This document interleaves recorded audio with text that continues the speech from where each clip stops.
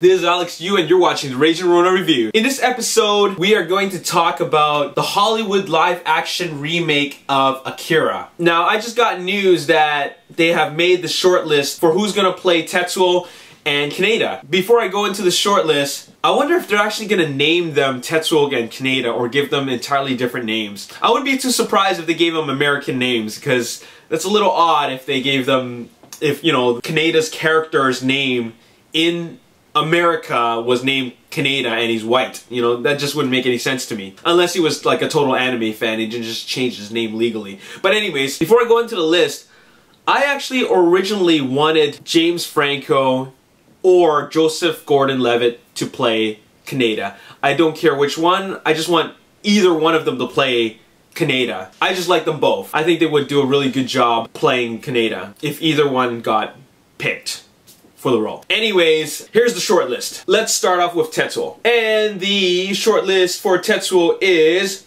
Robert Pattinson.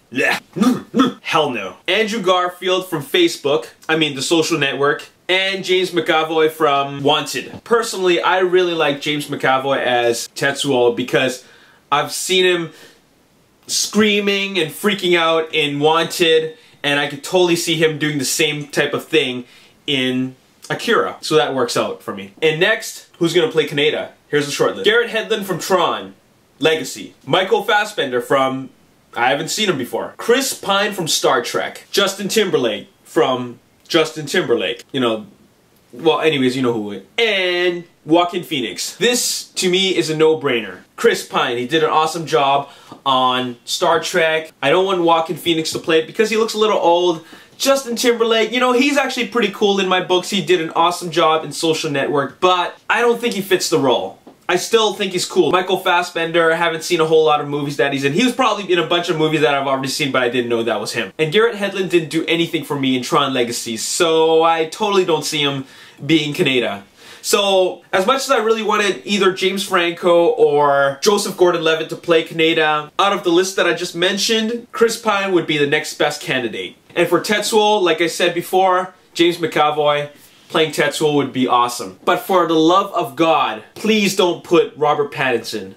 Okay, just let him make Twilight movies. Like, he can make as many Twilight movies as he wants, but please don't put him in Akira. It just won't work. Originally they were going to get Leonardo DiCaprio to play Kaneda, but he actually opted out so he can have like a producer role in it along with Brad Pitt. Okay, anyways, I want to clear things up with regards to what they really mean when they say live action remake of Akira. Now, I think the best way to really describe this production is the Hollywood live action remake of Akira. The reason why I say Hollywood live action remake is because this movie is actually going to take place in the United States, most likely in New York or LA, like any big city, and then it's going to star American actors. American actors who are white. They're not going to be Asian, they're not going to be Japanese. Therefore, it's a Hollywood remake.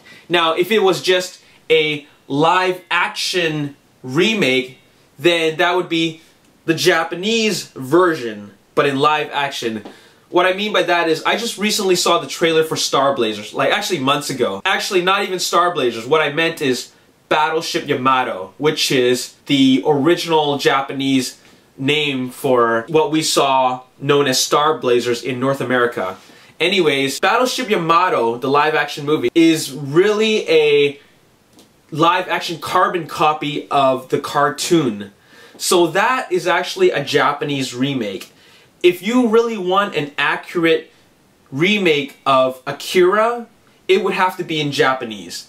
Just because that's what people really want, right? If you want, when they say that it's going to be an American remake, or a Hollywood remake rather, it means that they're importing the whole movie into America and giving it the American treatment.